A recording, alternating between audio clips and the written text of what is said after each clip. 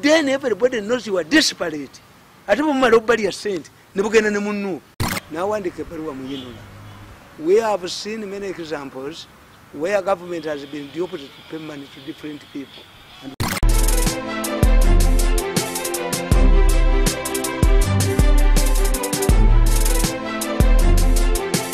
Very good afternoon. Mwina abakod live tunaba na flash in Uganda. Mwebale kwekumira kumpi ate mwebale kutwagala.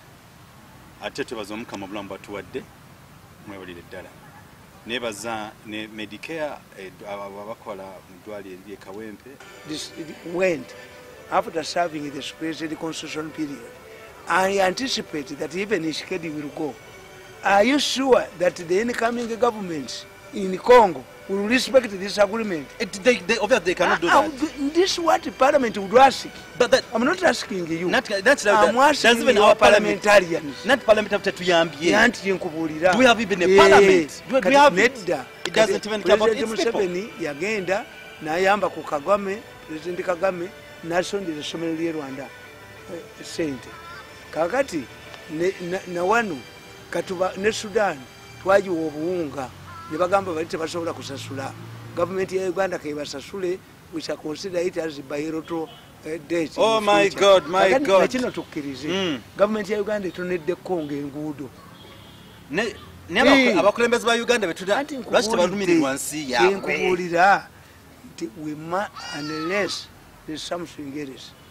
But unless you agree with the Belgians and the NATO that is planning to put there a base, and Kenya that has been requested to deploy in Congo, what we are doing is a donation. We are donating it to Congo. My personal analysis nganza omuntu abafagani bazze tubalina kati n'abakongo we bali bazze nze ndabira bonna betukyaza bonna bajjudde mu baterrorist bali babafuna mu Sente ba refugees. But when you ask me, bwemba mbuuza nabagamba nti batubuuza mu public relations a question, what shapes somebody's perception, public perception, what influences you, what influences Mirundi?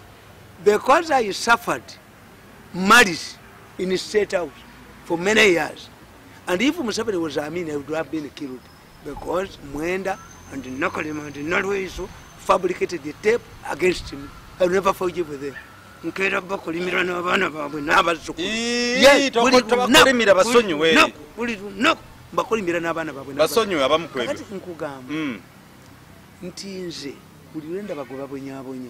come and fight.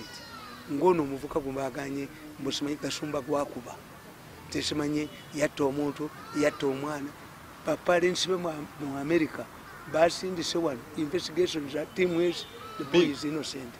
There's no stupid person who can organize when he is wanted nateka party mu public. Teri mwana wa mugagga mu America ayinza kufumbirwa mutemu naye batya nti omwana ono bwagenda mu America agenda kwogera bye mwamukola mwali mukola byaki prepare for damage control. Obujozi bagwere muddala bo bakube family ya Bagameire kubanga Bagameire buno butya bwe batwale Hege butya nti ajja kubeera minister wa justice. No, ye yabakolera era ne muvuma era ne mwamuvuma yensi neetereka olunaku lumwe yamuvuma ne bye yababuulirizaako bali bajimba. A debt may become melody, but it's never the case. Olunaku lumu eyavuma Bagameire bali munoonyi. Toleba nti Mugabe baagala muzika kati. Lulete bamuzika. Mutesa tebamukomyawo. Yes. Gondi Kapitani Sankara tebagala muwa bali ontuufu. As you people you are abused today, those who have investigated, they are keeping the what they have investigated. Olunaku lumu you will pay for the damages. Yes, mujja kusasula. A lawyer is a blind kid internationally. But in Africa, it's a cobweb. It only traps small insects. When you are still big in the government, you are a cockroach. But time comes when the fish is out of the water. Katrina internationalism.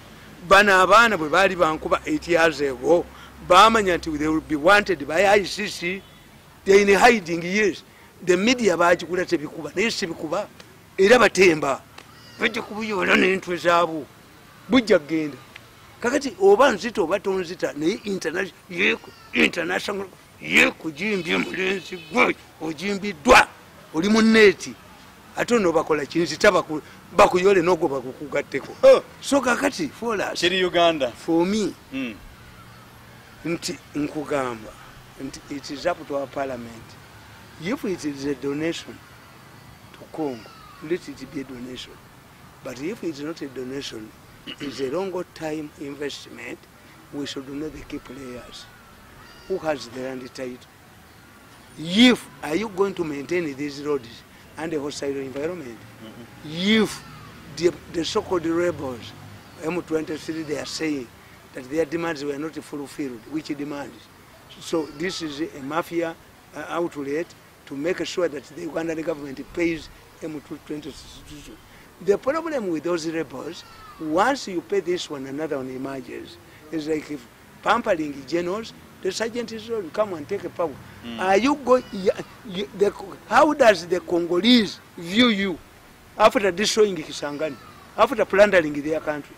You think these Congolese will allow you to use those roads, or it will be a constant attack? You will suffer constant attack. What about interested key parties like Rwanda? Will it allow you to operate freely? No, you can't. Yes. So enter there is a high risk venture. Okay. Abaganda bakugamba nti Kayemba nantabulirwa yasabala bwa bomba. You know what it means? There was a king called Kayemba. He was advised not to use to make a canoe out of Kire. He ignored what the warning is. So he rode, he entered a lake, Lake Victoria, on a Kire made canoe. And the canoe melted and he died in the lake. That's why the Baganda say Kayemba nantabulirwa yasabala bwa bomba. The king could not listen. If Ugandans cannot listen, if your politicians are only interested in grabbing money, even if UPDF with the capacity goes to Congo to construct these roads, and another neighboring country also ambushes you every day, will the tractor drivers be armed every time? No. Are you going to maintain? What will be the cost of maintaining? It's quite hard. It will be hard. Very, very hard. Yes. And the last one. Bananga mebale kutwaga mebale kukumira ku the Flash in Uganda. Keep subscribing and sharing all our programs. We love you so much for loving our programs. So mukulu mirundi omusajja gwe bayita owanuupo ono omutegedde si wanuupo obwo bumbega bubasibweyita buli kimu. May I have no sympathy with those boys, but I pity those they steal money from, they extort money from, because one, that boy, his wife, lost from NUP, namutwale wa Museveni, yabamuwa $1,500,000. The woman got 500 million when Museveni had not given me anything during the campaign, in spite of my contribution.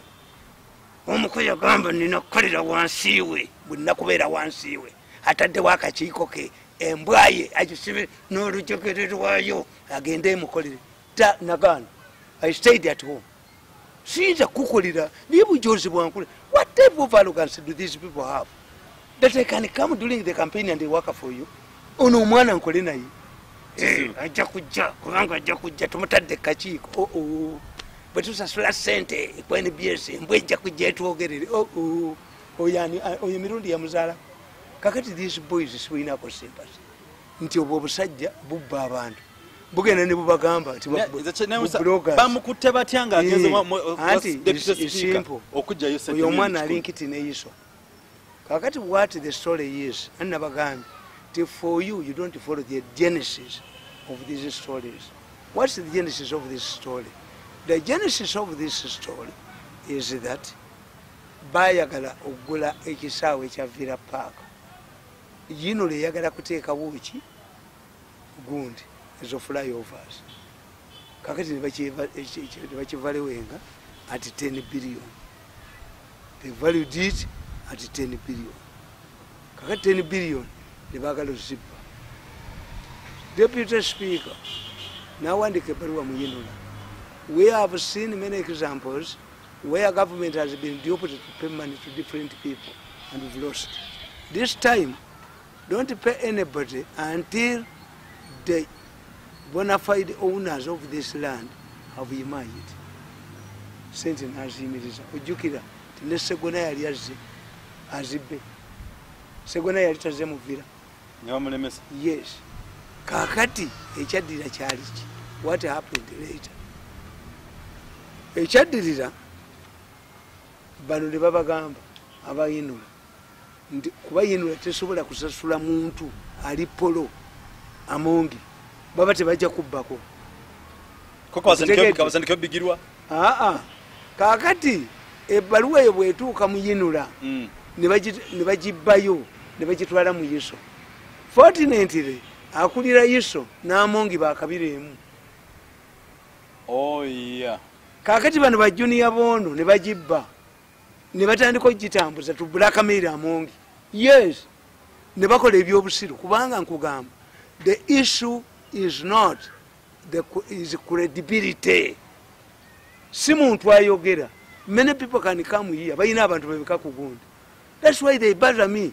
Mirundi must be silenced. Why don't you silence others? First silence yourself.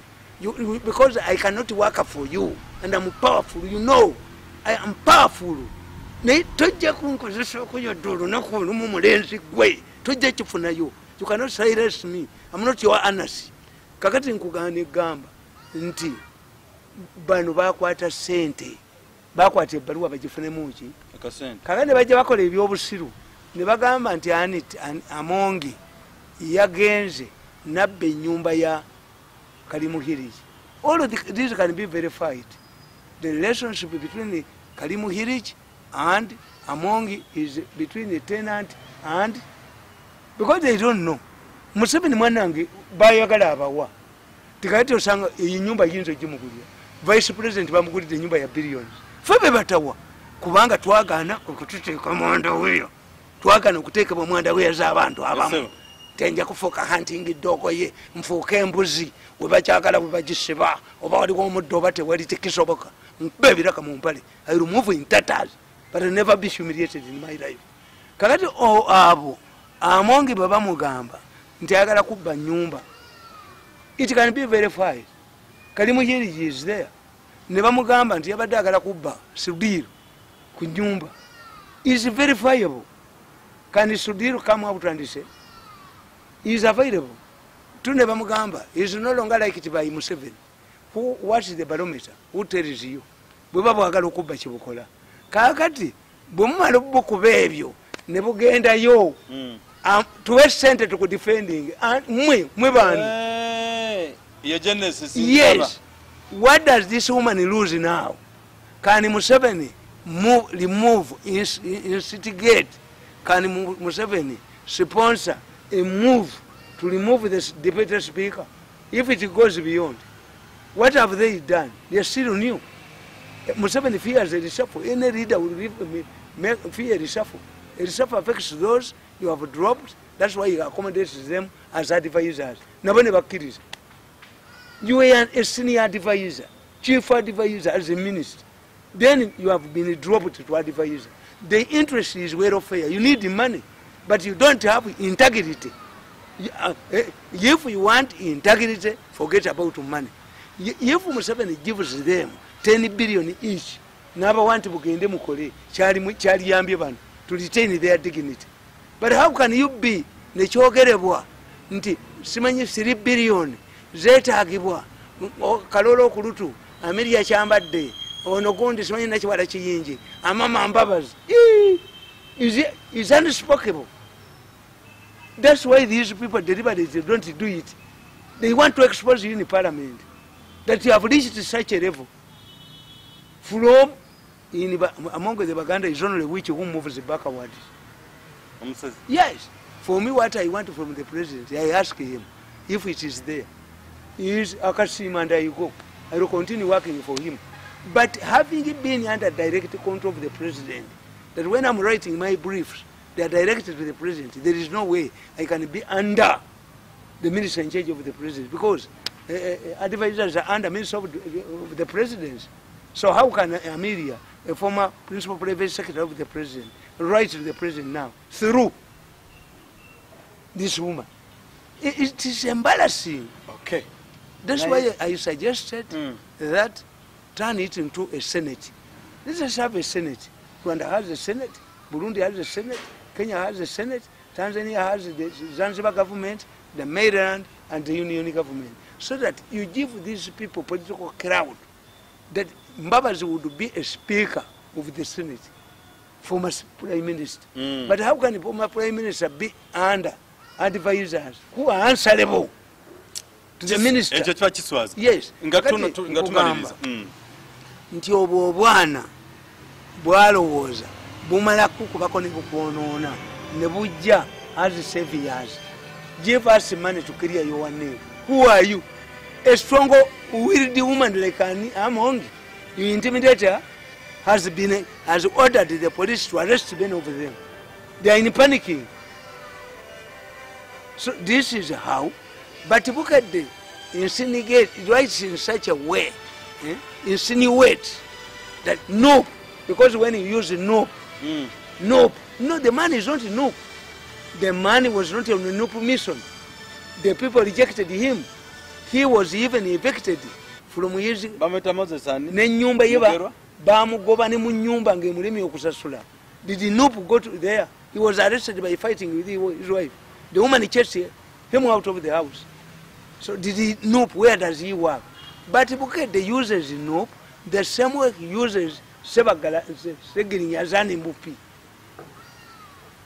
The opposition is persecuted. No.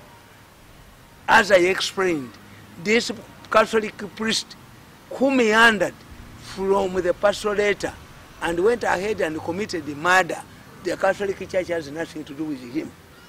This man was not going for a NUP rally. He went to blackmail the woman because he has links with Yuso. And they are very notorious. They call themselves Enkwabye, Babu was Sente, Nalweso, Nawanakana Kangeki, Yokamanyako, Nany in the Saudi Yako, Nawanika Serimba. You see, if you give those people money, then everybody knows you are desperate. I don't know nobody has sent. That's why I cannot associate with these people. Mia Amurona play. The moment in that way associates herself with Kavubuka, Seremba, Nabuguria Nemoto. You call a meeting I can attend, I can associate with such a group. I retain my dignity. I cannot join your so-called activists. I cannot join your mobilizers. No! The so-called bloggers, what they are following on social media. Kakati this is the case. Oyo omwana bigirwa yagenza okusaba sente ne bamukwatirayo. Kakati waliwo strategy ey'okubiri gye mutannaba kutegeera nti monitor yakubye story nti ku Besigye ne Bobi Wine who can galvanize opposition. Besigye has been given 5 times. He has never scored half of what this man has scored. Absolutely. Yes. Kakati how can you say banange but tuli wando and they have to check it on Olympics. Kukipesigi has proved. When we ask who are going to be who are going to join the S1, those who scored highly, they were getting qualified. Kakati between now and the 2026, the monitor wants to say, Kakati Besigye has a strategy with the monitor that NUP people are arrested and the Besigye goes to release them. You want money? No. Let me tell you Besigye. A sack of Omo cannot turn Chako to its former state. There is no powerful newspaper, even if they combine it together. Besigye is wasted. 2, when a drunkard who has been ignored by a bang woman persists and pesters her every time, the solution of the bum woman is to get to hit him in the face with a bottle of beer. This is what Ugandans are going to do. However much Monitor and other newspapers pamper him because he's 6 now, those who are investing in Rwabogo's presidents want now to invest in Besigye. whether you see, pork is pork. However, a Muslim cannot eat pork in all types, whether luombo, whether muchomo, whether sausage. So it is in politics. Pork is pork. Once you don't have luck. This man has no luck. I bet he has no luck. Even if he comes now, as who can galvanize? Who are you to this guy? Ugandans have said.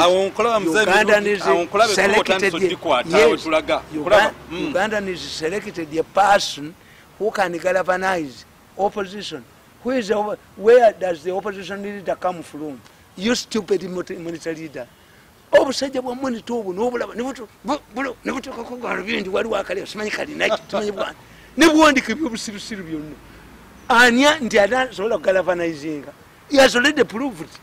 Ani asobola kuzaala mukazi ono omwana kate waliwo salongo nebuddawo n'entwezawo banaye mubutegeere mutegeere obusajja buno ti bwe budda mu mawulire gaabo bulowooza bugezi kati bwagaloka nti Besigye w'amaanyi eyakakubwa etaano omwana eyakajja n'akusinga omwana eyakajja sose nga bamulemeseza n'okukola wali minisita wali kasajja gwe omusajja ono yali minisita wa internal affairs national political commission dokita wa Museveni naba Bobi Wine namukuba n'adduka yali atidde n'okudda kati obwamandeta bumukuba okandikalafanayise opposition Bobi Wine simple genda wewe kasajja kuba kamonita genda wewe obusiru bwo. I'm confused. Ogambe tetulina opposition.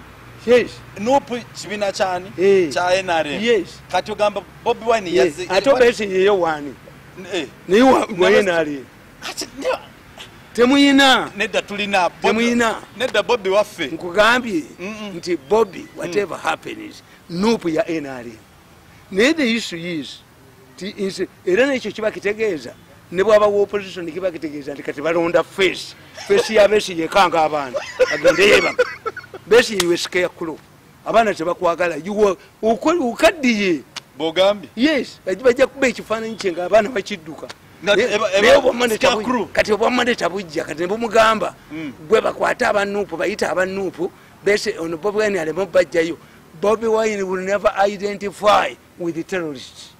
It does not pay Bobi Wine to come and defend criminals. Never. You can only express moral support, like in this case. Do you expect Bobi Wine to go to police for Bigirwa? If Bigirwa is a part of a group that extorts money, does he, when he extorts money, does he put some money in NUP coffers? Twale mbwa. Take wumbwa. Peleka wumbwa kwa sasa tunataka bapige Bigirwa.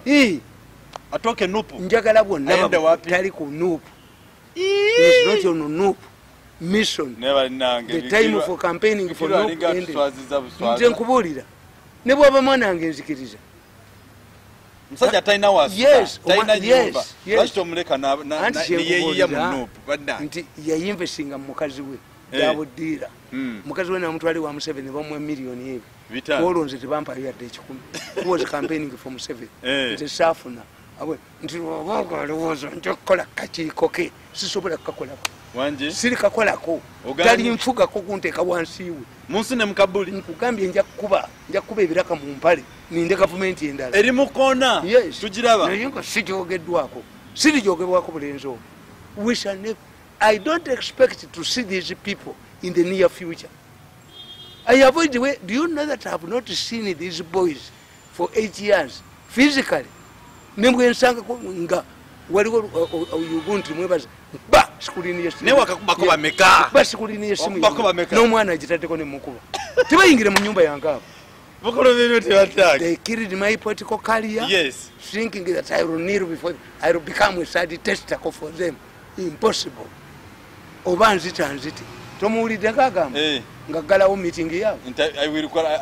Mirundi must be silence at all. Ekikole wabwogo do it. Do it. You can't survive. Do it. Bakubeba kutyano ne factory bo babuche. If you don't know the political dynamics has changed dramatically. Mbi anti kwaliwa. Toka playing bayinza okudduka. Bayinza okudduka nga hege tena. Members ezibuyina. Bono abataddeyo. Tayina gwa jakanga. Naye bannange. Tebayina gwa jakanga. They made a mistake of antagonizing him, thinking that one day he will succumb. Amakuru gacho bigirwa wa NRM. Nkugamba bigirwa mubbi. Mubbi. Ye mubbi. Babona mukolere choba. No, this associate, you see, a party is a campaign is like a firewood cooking food. You must collect all the types of firewood. But once the food is over, you start rejecting. Some trees cannot produce charcoal. Ababbi bayingira buli wamu webuli buseremba bwani narweso nabo Sente nabo Sente nebuvuma abatuze bwandema bukuba nembumalawo agwe bamafata abakolekera go basobola weka bukuba nembuba anti tebuyina kye bumanyiko kemuligenda kwa muringi bannangi kuki kakateze nkubulya negamba don't be misled that this man is a NUP man. Bukede wants to prove that he's a NUP man to indicate, to insinuate that the government is persecuting NUP people. The two MPs and this one. This one, why don't you mention that his wife, during the campaign, received the 500 million for the campaign? Where did it? Maybe this man stole it because of his campaign. All right, that's it. Two, why don't you mention also that a short while ago, this man quarreled with his wife, a wife defeated him, and he was evicted, the woman evicted him, and became landless. Did the NUP hire a house for him? No. Yes, if such a disparate man is caught extorting money from a speaker, he was stupid. How can you go to a speaker? You go there with a letter. They first mud the waters and you kneel before them. Me, when you come to me, I hit you with an iron. Ngatumaliza mukwano go byarugabo mulwadde byarugabo mbadde sinamulaba waligo nfana zigenda kuteekako okumusonde ku Sente twetaaga $3 zibamusabye okugenda e India. It is found out aina prostate cancer. So he can't sit, he can't walk, so for that reason ngaffe abamanaging awako naye we need him to survive. Akati ekyo kye mba mukola mukole mu NUP can do better. President yayinza ne bwamwandikira jamuwa Sente bazibbe bo bazibba musabe nazo nazisindika ne bali okabasiyola ne badduka bote bakuta Sente wanji bote bakuta Sente. You rather use it as NUP. Era chovola yagamba ntino NUP kugamba Bob Wine yakola emikwano e Bulaya ne wano. So kindly mwina all our friends in the globe abali mu diaspora and elsewhere. Please, Byarugaba is badly off, is going for operation, has prostate cancer, so for that reason, please, we need your contribution. We need $30,000 again, the India. In 3 weeks' time, that man fell out with the NRM.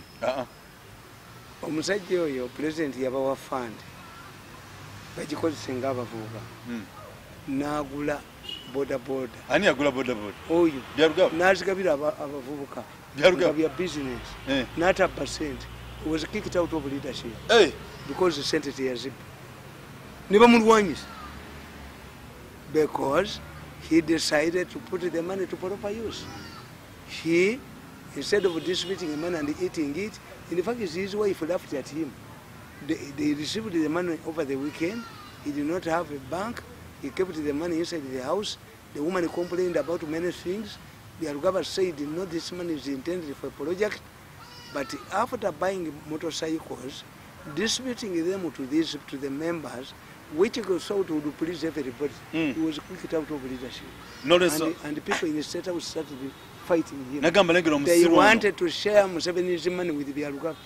Byarugaba being what he is, because I know Byarugaba grew up as a lucky man.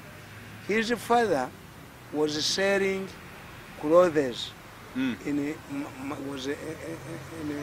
a market in Kabale.